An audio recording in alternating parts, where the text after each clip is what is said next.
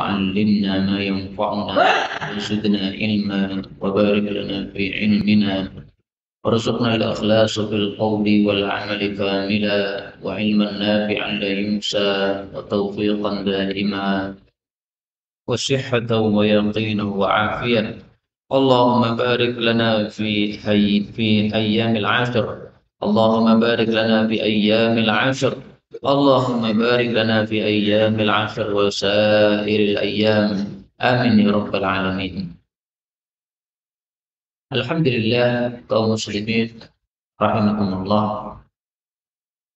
Kita lanjutkan pengajian Adhkarus Sabah wal Masa karya Al-Imam An-Nawawi rahimahullah ta'ala, dan kita sudah sampai pada hadis 456. Faqala al-muallif rahimahullah wa nafa'ana bih wa bi ulumihi bid dharain amin. Wa rawina fihi, dan kami dibawakan riwayat oleh guru-guru kami di dalamnya, yaitu kitab Ibnu Sunni nomor 48. An Anas radhiyallahu anhu qala Rasulullah sallallahu alaihi wasallam li Fatimah. Nabi bersabda kepada putrinya Fatimah radhiyallahu anha, "Ma yamna'uki, apa yang menghalangi engkau, apa yang mencegah engkau, antasma'i, untuk mendengar, ma usiki, apa yang aku wasiatkan kamu, bihi, terhadapnya, taqulin, yaitu engkau ucapkan, idza asbahti, ketika masuk pagi, wa idza amsayti, dan ketika masuk sore. Ya hayyu ya qayyum bika astaghith fa aslih li syani kullah wa la takilni ila nafsi tarfat ain." Ya hayyu, wahai zat yang maha hidup, ya qayyum, yang maha berdiri sendiri, bika, hanya denganmu, astaghith, aku minta tolong, minta bantuan, fa aslih, maka perbaikilah, li, bagiku, syani, urusanku, kullah, semua urusanku, wala, dan janganlah, takilni, engkau pasrahkan diriku, ila nafsi, kepada diriku sendiri, tarfata ain, sekejap mata. Kaum muslimin rahimani wa rahimakumullah, hadis ini menunjukkan bahwa disunahkan setiap pagi dan setiap sore membaca satu kali wirid ya hayyu ya qayyum. Maka wirid ya hayyu ya qayyum ini tidak hanya dibaca ketika susah saja. Meskipun sudah kita jelaskan kemarin, wirid ya hayyu ya qayyum diajarkan oleh Nabi untuk dibaca pada saat kita susah. Itu hadis yang lain, bukan hadis ini. Kalau hadis ini menunjukkan setiap pagi dan setiap sore kita baca wirid ini. Lah terus kalau tidak susah, kenapa membaca wirid ini? Ya supaya tidak terkena sesuatu yang menyusahkan. Kalau wirid yang susah kemarin dalilnya, karena adalah Nabi idza qarabahu amrun, kalau sedang susah, qala, beliau mengucapkan, ya hayyu ya qayyum bi rahmatika astaghith. Ada tambahan rahmat, bi rahmatika. Kalau yang wirid pagi ini bika. Nah, beda sedikit. Baik, kita baca ya. Ya hayyu ya qayyum bika astaghith fa aslih li sya'ni kullah wa la takilni ila nafsi tarfata ain. Ya hayyu ya qayyum bika astaghith fa aslih li sya'ni kullah wa la takilni ila nafsi tarfata ain. Ya hayyu ya qayyum bika astaghith fa aslih li sya'ni kullah wa la takilni ila nafsi tarfata ain. Ini sekali sudah cukup sebenarnya, tapi diulang 3 kali ini supaya kita hafal. Baik, kita ambil beberapa faedah. Faedah yang pertama, disyariatkan seorang bapak mengajari wirid kepada anak-anaknya. Di sini Rasulullah mengajari wirid kepada putrinya Fatimah. Maka seorang bapak itu tanggung jawabnya terhadap anak tidak hanya masalah makan saja.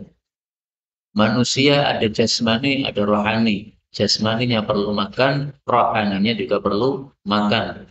Makanan rohani adalah ilmu, wirid, zikir, amal. Nah, maka makanan rohaninya juga diperhatikan.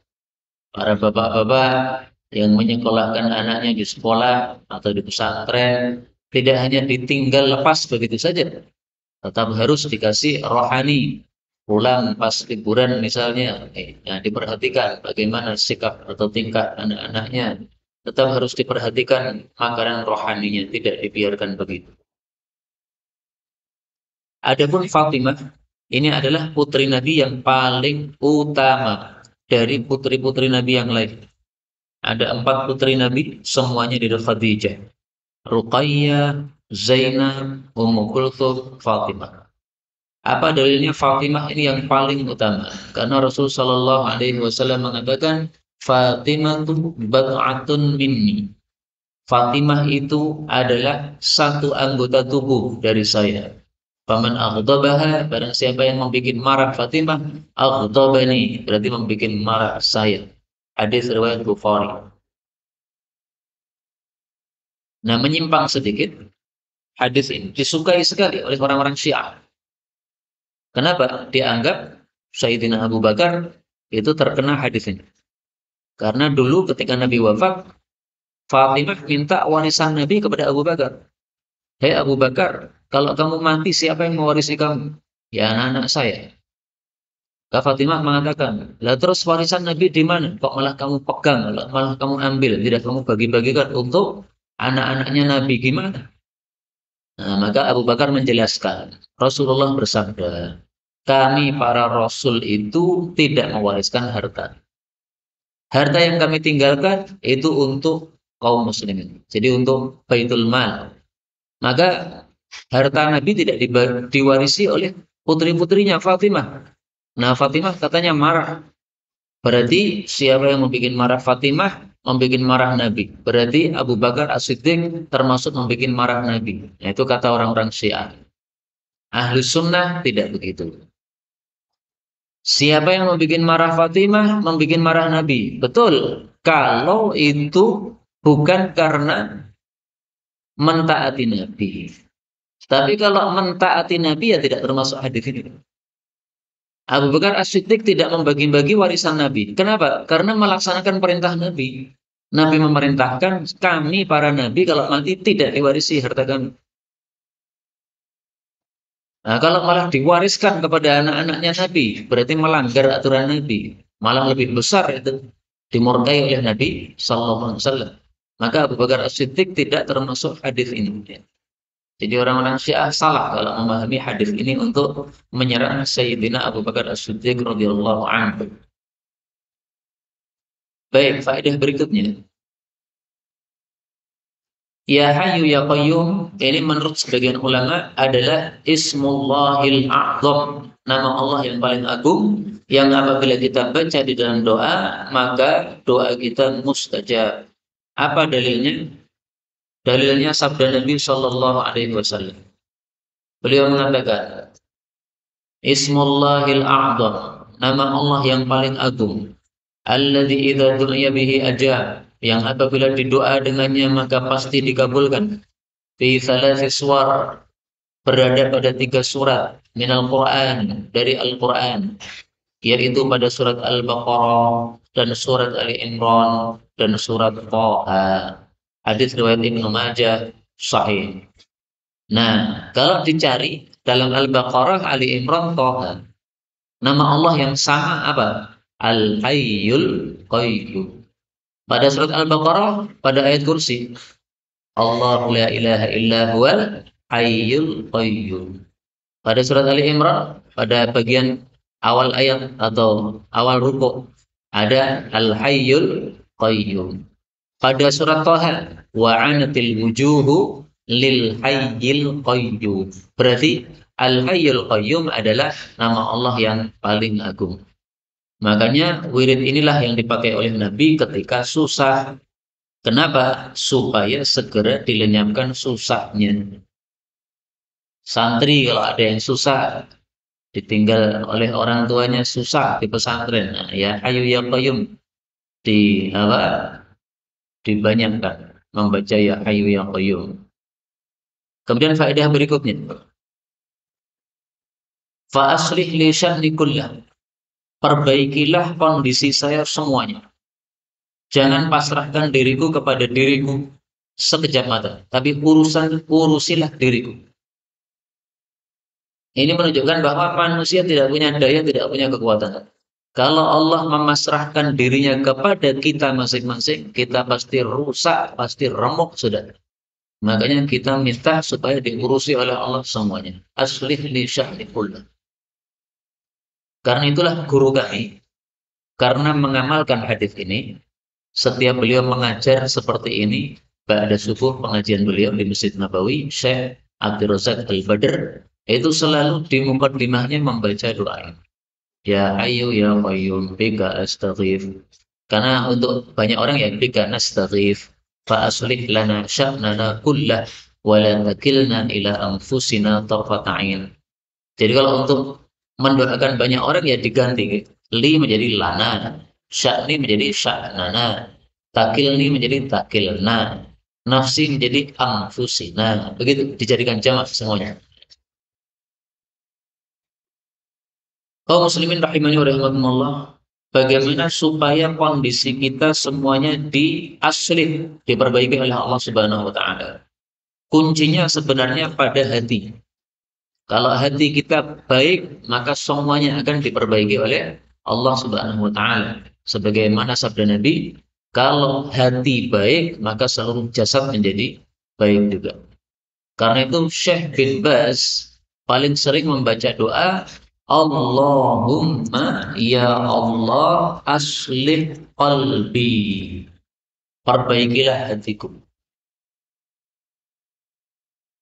Nah, doa ini Allahumma aslih qalbi ini diperbanyak juga boleh.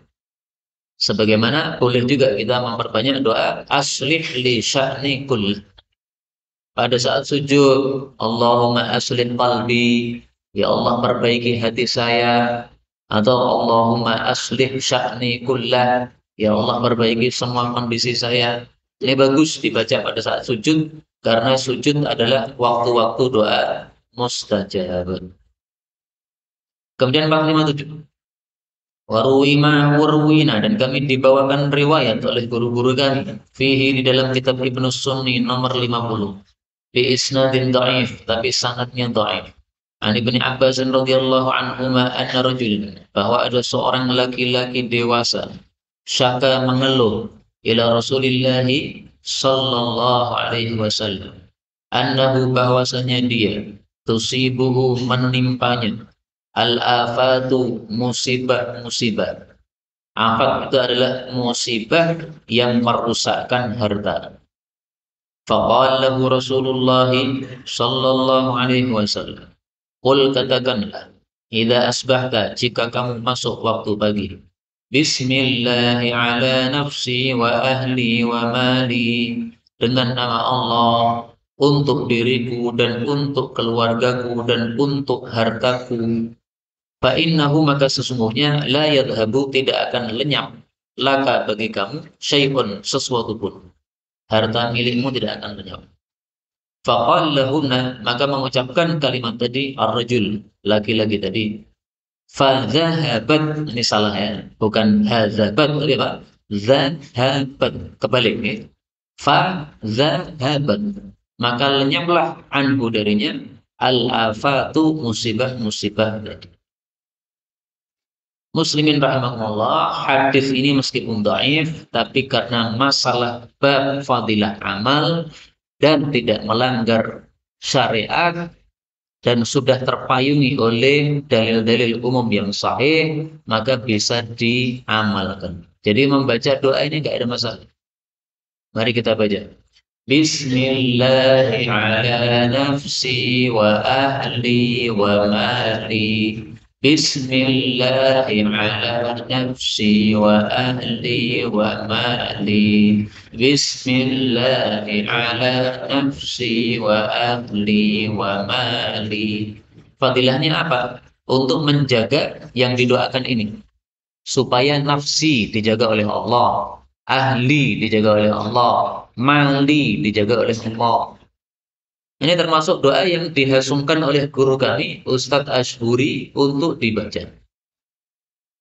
Waktu itu beliau menyampaikannya pada pertemuan wali murid. Wali murid kalau merasa susah mengatur anaknya, karena konon anak-anak sekarang berbeda dengan anak-anak dulu. Anak dulu mudah diatur, anak sekarang rewel susah diatur. Katanya begitu. Nah, maka wiridnya supaya anak-anak kita itu dijaga oleh Allah, ini wiridnya. Bismillahi ala nafsi wa ahli wa mali. Jadi keluarga kita pasrahkan sama Allah. Ya Allah, ini jagalah keluarga saya. Keluarga mencakup anak, istri, ini, semuanya kan. Kalau dalam kasus ini seorang sahabat Nabi yang dia selalu terkena musibah. Musibah menghancurkan harta dia. Misalnya kalau petani ya, sawahnya selalu digasak oleh tikus-tikus. Nah, maka cara mengatasi tikus-tikus penggasak sawah adalah wirid 457 ini. Bismillahi ala nafsi wa ahli wa man. Coba yang petani, wirid ini diamalkan ya. Ketika menanam, Bismillahi ala nafsi wa ahli wa mali. Nanti pakai obat misalnya nyemprot Bismillahi ala nafsi wa ahli wa mali. Kita pasrahkan harta kita kepada Allah Subhanahu wa ta'ala.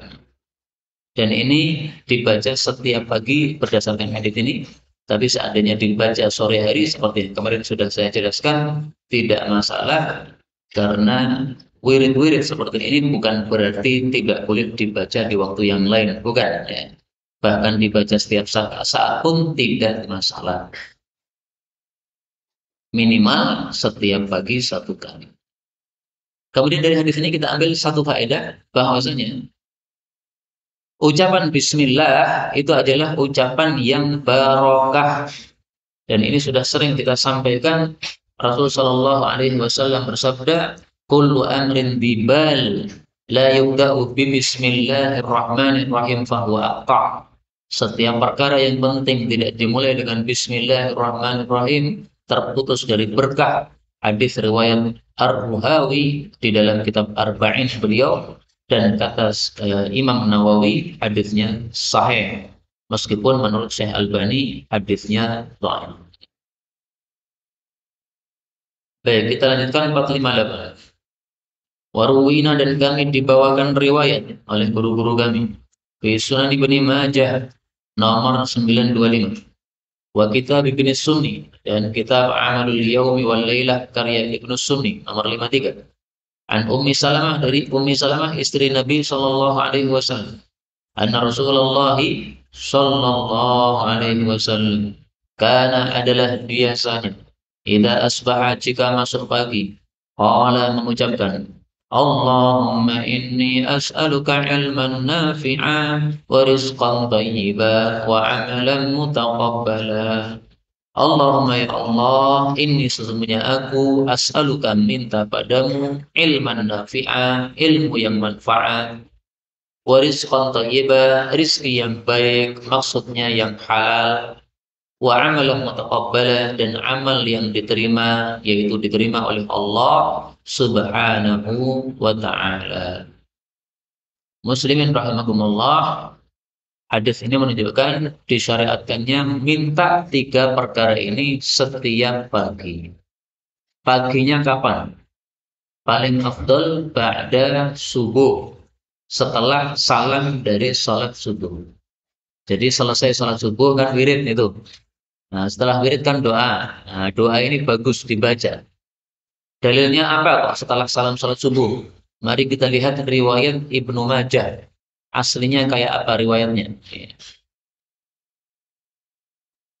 Ternyata kita temukan dalam riwayat Ibnu Majah, kalimatnya itu, idza shalla subha, ketika Nabi sudah salat subuh, hina yusallin, ketika sudah salam, maka mengucapkan Allahumma inni as'aluka ilman nafi'an wa rizqan thayyiban wa amalan mutaqabbala. Seandainya setelah subuh lupa belum mengucapkan, Kemudian waktu duha teringat, bagaimana? Boleh. Karena dalam hadis tadi, dalam riwayat yang lain dikatakan idza asbah, ketika masuk waktu pagi. Nah, duha masih termasuk waktu pagi. Tapi paling afdalnya wirid ini kita baca setelah salam dari salat subuh. Dan hadis ini sekaligus menunjukkan bahwa setelah sholat itu ada doa. Sebagian orang salah paham, mengatakan bahwa selesai sholat tidak ada doa. Adanya wirid dan zikir, tasbih, tahmid, takbir, la ilaha illallah wa la syarikalah. Kalau doa nggak ada katanya. Nah, itu kurang banyak membaca dalil. Kalau kita kumpulkan dalil-dalil bahwa Nabi membaca doa selesai sholat, itu beberapa hadis, tidak hanya satu hadis. Salah satunya ini tadi. Di dalam Sunan Ibnu Majah memasukkan hadis ini dalam bab apa? Bab ma yuqal ba'da taslim. Apa yang dibaca setelah salam. Jadi jelas sekali hadis ini dibacanya setelah salam. Meskipun lafalnya tadi kan hina yusallim ya, ketika salam. Ketika salam maksudnya setelah salam. Bukan sebelum salam, tapi setelah salam. Sebagaimana pemahaman Ibnu Majah yang meriwayatkan hadis ini. Nah, maka orang-orang yang melarang berdoa selesai sholat itu hendaklah berhati-hati.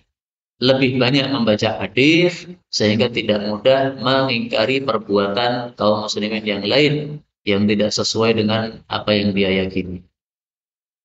Kemudian kita ambil beberapa faedah. Faedah yang pertama,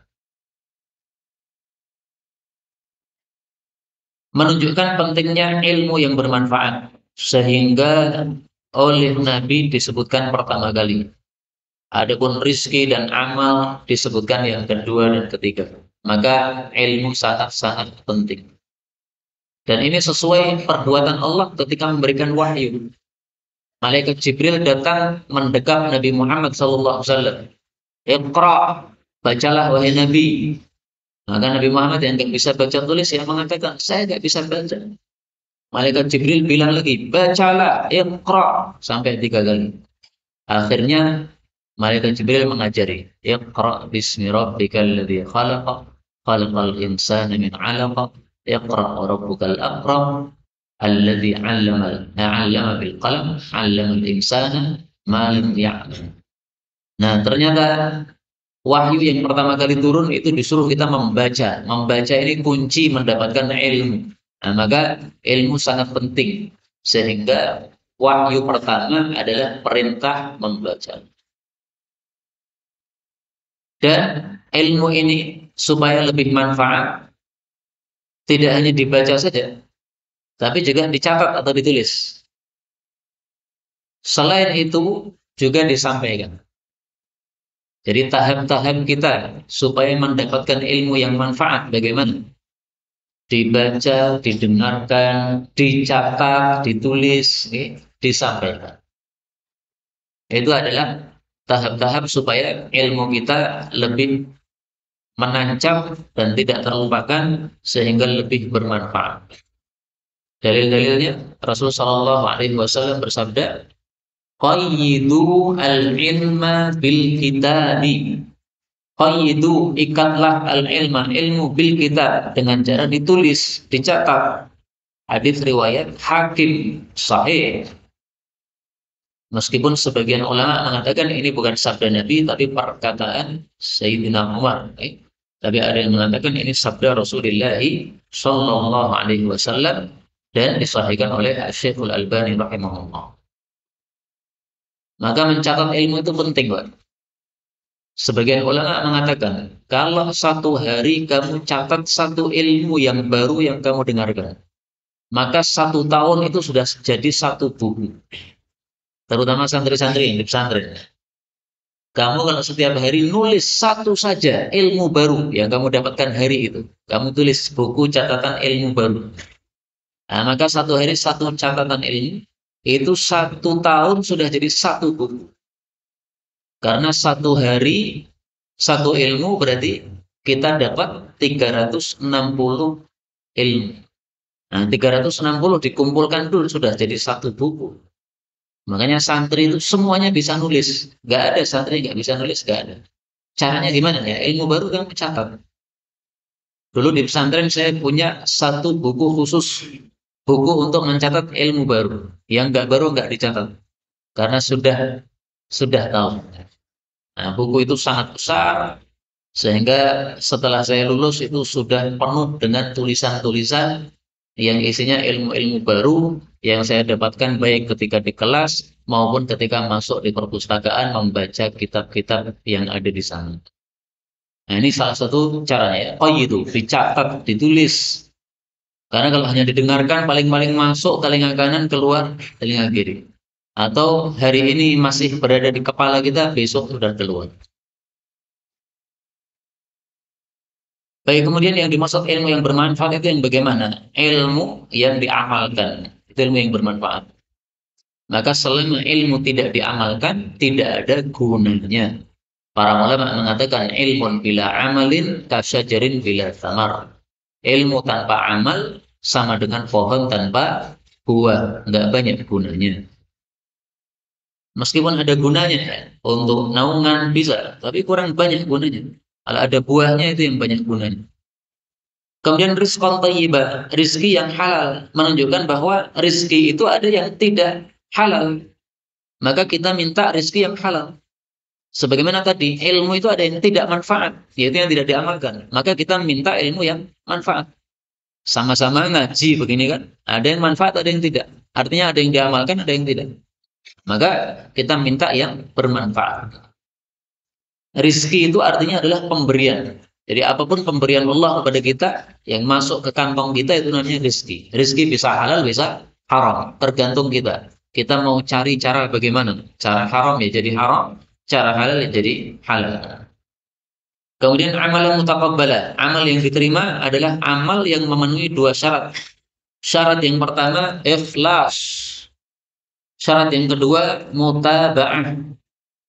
Ikhlas itu niatnya ikhlas, menghendaki pahala dari Allah. Mutaba'ah itu caranya sesuai ajaran Nabi, namanya mutaba'ah. Mutaba'ah itu maksudnya mengikuti, mengikuti cara Nabi Sallallahu Alaihi Wasallam. Maka salatnya orang-orang munafik tidak diterima oleh Allah. Kenapa? Karena tidak ikhlas. Cara ibadahnya ahli bid'ah tidak diterima oleh Allah. Kenapa? Karena meskipun ikhlas, tapi tidak mutaba'ah. Membuat ibadah yang baru yang tidak diajarkan oleh baginda Rasulullah Sallallahu Alaihi Wasallam. Baik, kita baca doa ini.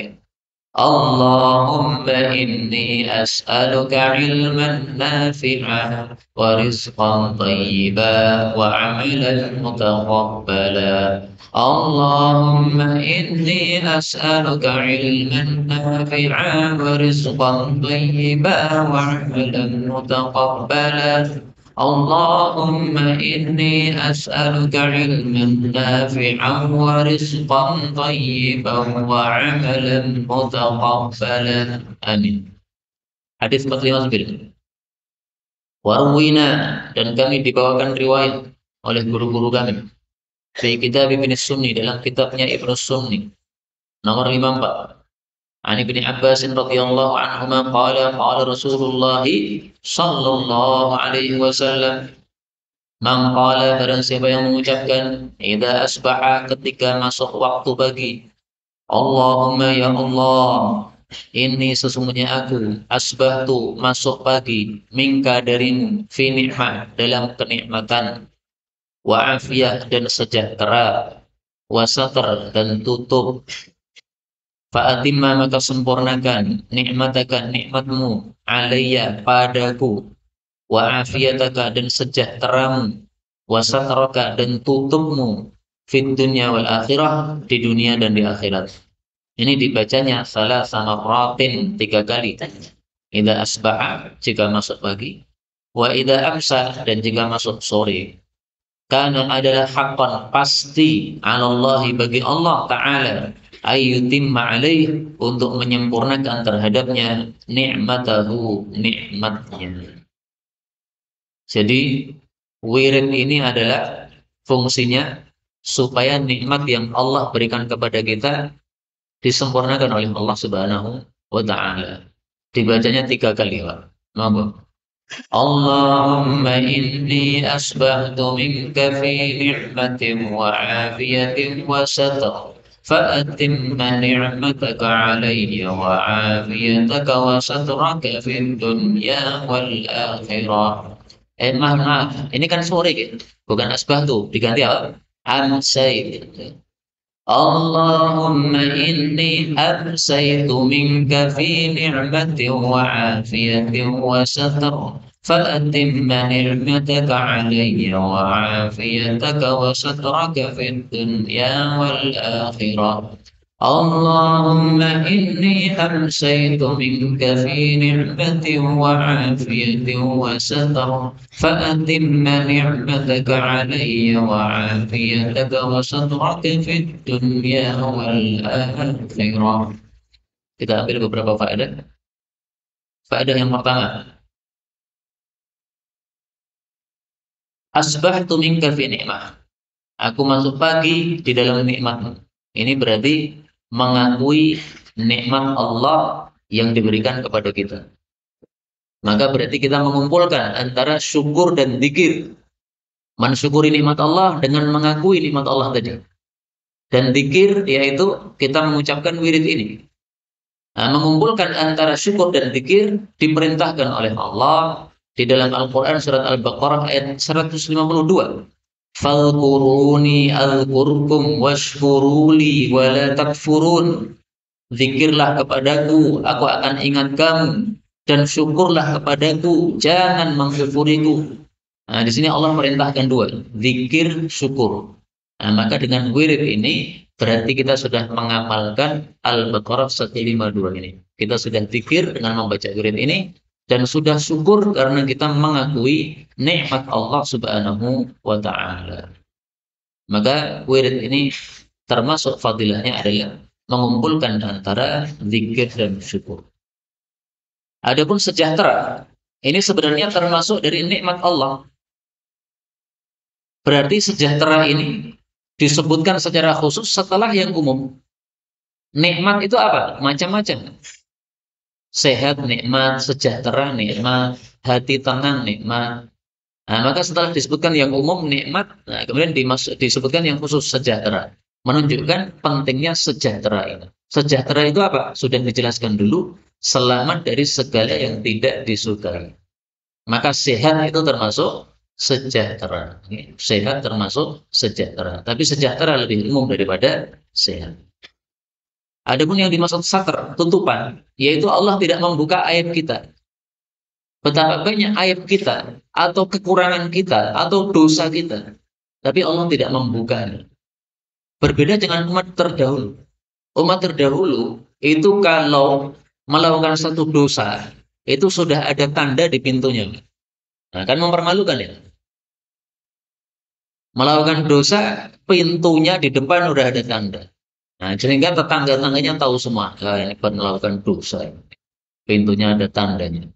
Nah, coba kalau kita dibegitukan oleh Allah, pintu kita tanda terus itu.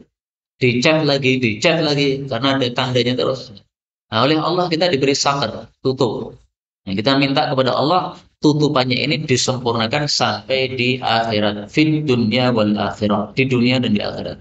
Sehingga di dunia kita tidak dipermalukan oleh Allah, dan juga di akhirat nanti tidak dipermalukan oleh Allah, tapi ditutupi oleh Allah Subhanahu wa taala. Bagaimana Allah menutupi hambanya di akhirat? Nah, disebutkan oleh Nabi dalam hadis yang lain. Rasul sallallahu alaihi wasallam bersabda, "Inna Allah ta'ala yudnil mu'min." Sesungguhnya Allah nanti akan mendekatkan orang yang beriman. Fayadau alaihi kanafa. Lalu Allah meletakkan kepadanya perlindungannya. Wasitra, dan tutupnya minan nas, dari manusia. Wa yuqarriruhu bidzunubi, lalu menanyainya tentang dosa-dosanya. Fayaqulu ata'rifu dzanba kadza, ata'rifu dzanba kadza. Apakah kamu ingat dosa ini, dosa ini? Fayaqulu na'am ay rabbi. Maka hamba menjawab, betul ya Allah, itu dosa saya. Ketika dia sudah mengakui dosa-dosanya, dan dia sudah yakin bahwa dia akan binasa masuk neraka, maka ternyata Allah mengatakan, fa inni qad satartuha 'alaika fid dunya. Dulu di dunia kamu saya tutupi, yaitu dosamu ini tidak saya umbar, tidak diketahui banyak orang. Wa ana aghfiruha lakal yaum. Nah, sekarang kamu saya maafkan saja. Kemudian dia diberi kitab catatan amal baiknya dengan tangan kanannya. Itulah nasibnya orang beriman. Dan kita semuanya berharap kepada Allah. Semoga semua dosa kita diampuni oleh Allah. Amin ya rabbal alamin. Ini hadis muttafaqun alaih. Tapi jangan dengan gara-gara hadis ini kemudian kita meremehkan dosa. Jangan ya. Ini hanya diberikan kepada orang-orang yang tidak meremehkan dosa. Adapun yang meremehkan dosa, nasibnya hadis berikutnya tadi. Wa ammal kafir wal munafiq fayaqulul ashhad haula'i alladziina kadzabu 'ala rabbihim 'ala la'natullahi 'alal zalimin. Ini orang-orang yang meremehkan dosa, yaitu orang-orang kafir dan munafik. Na'udzubillahi min syarri dzalik. Nah, itulah yang dimaksud sebagai satra'an, yaitu tutupmu, yaitu tutupan dari Allah sehingga kita tidak dipermalukan oleh Allah Subhanahu wa taala baik di dunia maupun di akhirat kelak.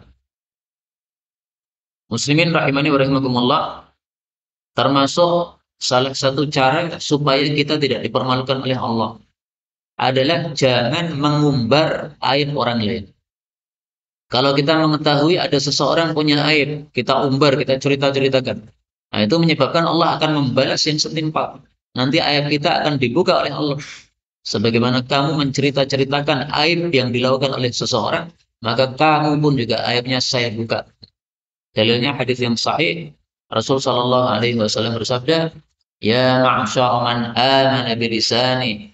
Wahai orang-orang yang baru beriman dengan lidah saja, walam yadkhulul iman qalbah, tapi iman belum merasuk dalam hati. La taghtabul muslimin, jangan menggibah, menggunjing kaum muslimin. Wala tattabi'u auratihim, jangan mencari-cari aib mereka. Karena siapa yang mencari-cari aib saudaranya yang muslim, Allah akan memburu aibnya. Kemudian Allah kalau sudah memburu aibnya, Allah akan permalukan dia walau fi jawfi baitih, meskipun di dalam tengah rumahnya akan dipermalukan oleh Allah. Hadis riwayat Imam 4 derajatnya sahih. Nah, maka supaya kita juga tidak dipermalukan oleh Allah, jangan permalukan orang lain dengan mengumbar aibnya. Kalau ada orang berbuat salah, kita nasihati. Empat mata, nih. Bukan di depan banyak orang, karena mempermalukan. Kalau dia menerima, alhamdulillah. Tidak terima, ya sudah. Yang penting kita sudah memberikan nasihat. Kalau pekewo untuk memberikan nasihat secara langsung, nah, bisa dengan WA, misalnya. Nih. Nah, itu cara kita memperbaiki aib yang ada pada orang lain dengan cara seperti itu, dengan cara menutupi, tidak dengan cara membuka atau menyebar-nyebarkan aib. Kita lanjutkan 460. Waruwina, dan kami dibawakan riwayat oleh guru-guru kami fi kitab Tirmidzi, dalam dua kitab, yaitu kitab Sunan Tirmidzi dan juga kitab Ibnu Sunni. Anis Zubair bin Awam, dari Zubair bin Awam. Ini adalah saudara ipar Nabi sallallahu alaihi wasallam. Radhiyallahu anhu an Rasulillah sallallahu alaihi wasallam qala, "Ma min sabahin, tidak ada satu pagi, yusbihul ibad, yang hamba itu masuk pagi, illa kecuali munadin, seorang penyeru, yunadi, menyeru, Subhanal Malikil Quddus, Maha suci zat yang merajai dan yang maha suci. Wa fi riwayat Ibnu Sunni, illa kecuali saraha, berteriaklah, sarifun, seorang yang berteriak, ayyuhal khalaiq, wahai para makhluk, sabbihu, tasbihilah, al Malikal Quddus, zat yang maha merajai dan maha suci. Kaum muslimin rahimani wa rahimakumullah, hadis ini menunjukkan disyariatkannya setiap pagi kita membaca tasbih Subhanal Malikil Quddus. Mari kita baca. Subhanal Malikil Quddus, Subhanal Malikil Quddus, Subhanal Malikil Quddus. Kira-kira siapa ini yang munadin ini? Penyeru ini siapa kira-kira ini? Ini kira-kira adalah para malaikat. Penyeru ada yang menyeru, tapi suaranya nggak kedengar. Nah, berarti apa? Makhluk gaib, malaikat itu. Karena ternyata Pak, setiap pagi kita nggak pernah ada suara ini, subhanallah, nggak pernah ada. Tetapi kata Nabi, ada orang yang menyerukan begitu, ada setiap pagi. Sayangnya telinga kita nggak dengar. Nah, biasanya yang gini-gini, ini adalah para malaikat. Apalagi kita punya dalil bahwasanya malaikat itu wiridnya tasbih. Rasulullah bersabda, Ahabbul kalam ilallah ta'ala, ucapan paling dicintai Allah adalah apa yang dipilih untuk para malaikat, yaitu Subhana Rabbi wa bihamdi, Subhana Rabbi wa bihamdi, Subhana Rabbi wa bihamdi. Ya tidak harus begini tasbihnya, pokoknya tasbih, itu wiridnya malaikat. Ada yang Subhanal Malikil Quddus, ada yang Subhana Rabbiyal Azim, ada yang Subhanallah bihamdi. Pokoknya mereka tasbih kepada Allah Subhanahu wa taala. Nah, maka munadin di sini, penyeru di sini, ini maksudnya wallahu alam, ini zahirnya adalah para malaikat yang ditugaskan oleh Allah Subhanahu wa taala.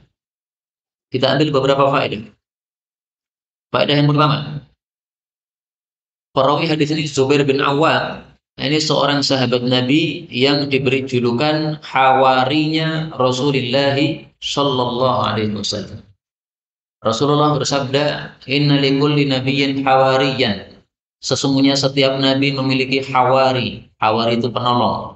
Wa inna hawariya, dan sesungguhnya hawari saya adalah Zubair. Ini maksudnya Zubair bin Awwam. Zubair ini saudara ipar Nabi.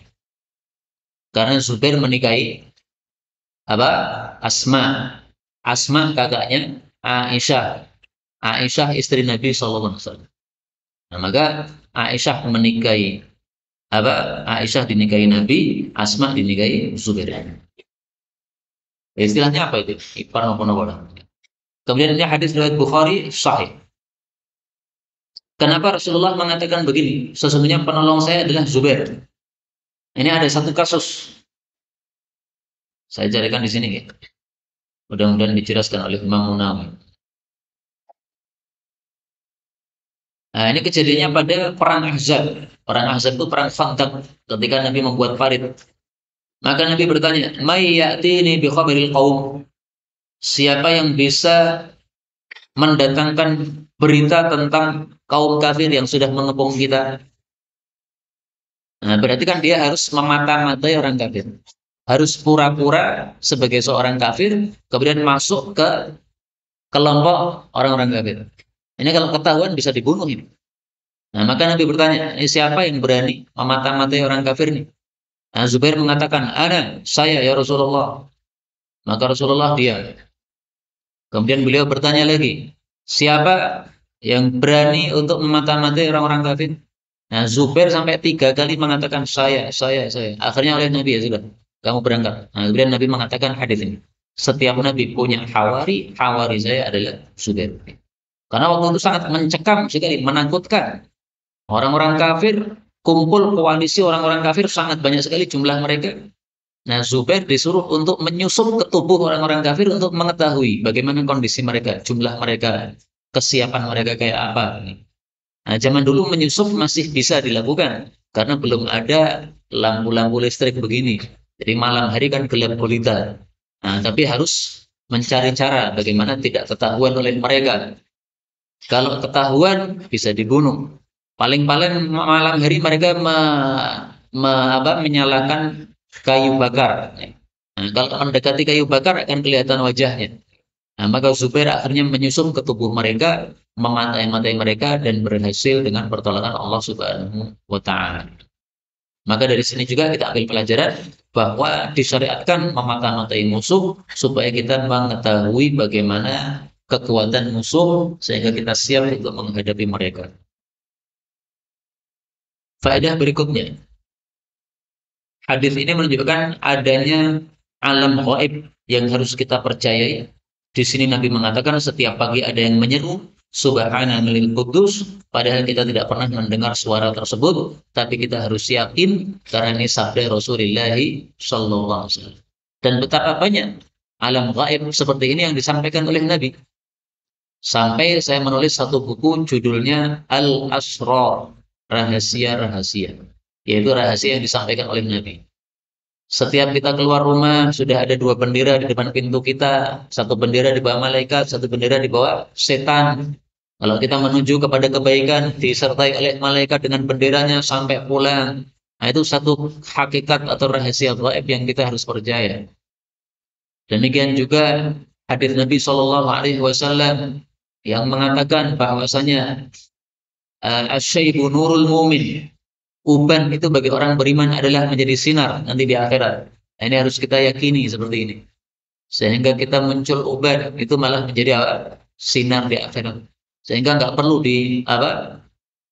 diolesi warna hitam supaya kelihatan masih muda ya. Nggak perlu kayak begitu.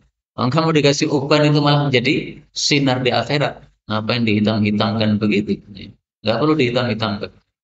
Meskipun menghitamkan uban itu pendapat para ulama, ada yang mengatakan haram, ada yang mengatakan makruh ya, tetapi yang jelas dilarang oleh baginda Rasulullah Shallallahu Alaihi Wasallam. Faedah berikutnya, wirid Subhanallahil Kudus ini juga disunnahkan setiap hari pada saat sholat apa? Sholat apa? Sholat witir. Selesai sholat witir 3 rakaat, kemudian salam, kemudian mengucapkan Subhanal Malikil Quddus. Karena adalah Nabi idza sallama fil witri, kalau sudah salam dari salat witir mengucapkan Subhanal Malikil Quddus. Ini termasuk sunnah yang ditinggalkan banyak orang. Maka tolong ini dihidupkan. Mulai nanti malam yang belum terbiasa Subhanal Malikil Quddus setelah witir, mulai nanti malam dibiasakan. Apalagi kalau ada keluarganya yang belum bangun. Nah, ini bacanya yang keras. Sekaligus untuk membangunkan. Jam 4 panjenengan sudah selesai witir. Ada yang belum bangun dari keluarga. Nah, ini bacanya yang keras. Subhanal Malikil Quddus. Yang keras. Nah, supaya yang belum sholat. Supaya yang masih tidur bangun. Salah sama roh Nabi mengucapkannya 3 kali. Yutilu fi akhirihim. Dibaca yang terakhir panjang. Subhanal Malikil Quddus, panjang begitu. Itu pada salat witir. Demikian juga disunahkan pada saat kita rukuk dan sujud membaca Subuhun Quddusun Rabbul Malaikati Warruh. Hadis riwayat Muslim. Adalah Nabi punya kebiasaan dalam rukuk dan sujudnya membaca Subuhun Maha Suci, Quddusun Maha Suci. Ini diulang 2 kali untuk penegasan. Rabbul Malaikati, pemeliharanya para malaikat, Warruh dan roh. Nah, kalau hadis tadi mengatakan bahwa setiap hari ada yang berteriak, wahai para makhluk, sucikanlah Al-Malikil Quddus.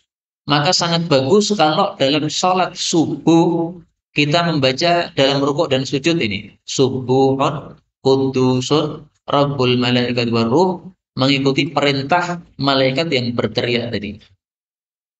Malaikatnya kan berteriaknya kan ketika masuk waktu pagi kan. Nah, subuh itu sudah masuk waktu pagi. Maka kalau saya menyarankan, panjangan mau melakukan atau tidak terserah, saya menyarankan saja. Kalau sholat sunnah 2 rakaat sebelum subuh, dan sholat subuh, dan sholat duha, maka bagusnya rukuk dan sujudnya membaca Subuhun Quddusun Rabbul Malaikat. Meskipun wirid rukuk sujud biasanya juga boleh. Subhan Rabbiyal Azim, Subhan Rabbiyal A'la, boleh. Tapi supaya kita melakukan hadis tadi. Ada malaikat yang berteriak-teriak, sucikanlah Al-Malikil Quddus. Nah, kita membaca Subuhun Quddusun Rabbul Malaikat Warruh, itu berarti mengamalkan perintahnya malaikat tadi yang dia disuruh oleh Allah Subhanahu wa taala. Salat apa? Salat sunnah sebelum subuh, salat subuh dan salat duha. Karena itu semuanya adalah salat pagi hari. Ya tidak harus begitu ya. Seandainya Subuhun Quddusun Rabbul Malaikat Warruh ini kita baca pada salat duhur, salat asar, salat maghrib, salat isya, ya boleh saja. Tapi maksud saya minimal paginya itu kita baca supaya kita mengamalkan perintah tersebut. Baik kita baca subuhun ini.